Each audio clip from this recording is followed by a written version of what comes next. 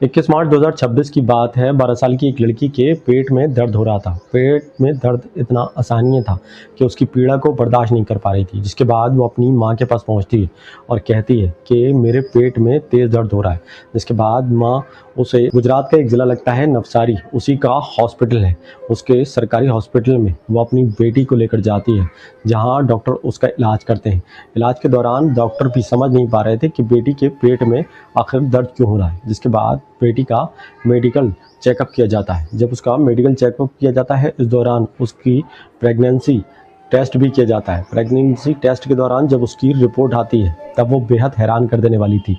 पता चलता है कि बेटी तकरीबन 5 महीने की गर्भवती है। माँ को जब पता चलता है कि बेटी 5 महीने की गर्भवती है, तब वो रोते हुए अपनी बेटी के पास पहुँचती हैं और पूछती हैं आखिर क्या मामला है। तभी उनकी बेटी रोने लगती है और डर जाती है और सहम जाती है। लेकिन उस बेटी की माँ जब लगातार अपनी बेटी से ये बात पूछ रही थी, तब वो बेटी डरी सहमी थी और बताना नहीं चाह रही थी। वो सोच रही थी कि अगर मैंने ये बात बताई तो मेरी माँ और मेरी दोनों बहनों को मार दिया जाए। माँ अपनी बेटी से ये बात पूछ रही थी कि आखिर बेटी वजह क्या है और कौन है इसके पीछे। इस दौरान पुलिस वहाँ पहुँच जाती है और पुलिस पूछती है कि इसके पीछे की वजह क्या है, और तो कहती है कि बेटा तुम्हें घबराने की बिल्कुल भी ज़रूरत नहीं है, जिसने भी तुम्हारे साथ इतना घिनौना कृत्य किया है उसका नाम बताओ। दरअसल बेटी की जो माँ होती है उसकी तलाक हो चुकी है और वो अपने चारों बच्चों के साथ अलग रहती थी। वहीं इस दौरान उसकी मुलाकात अनिल राठौर नाम के एक व्यक्ति से होती है। मुलाकात दोस्ती में बदलती है और दोस्ती कब प्यार में बदल जाती है उसकी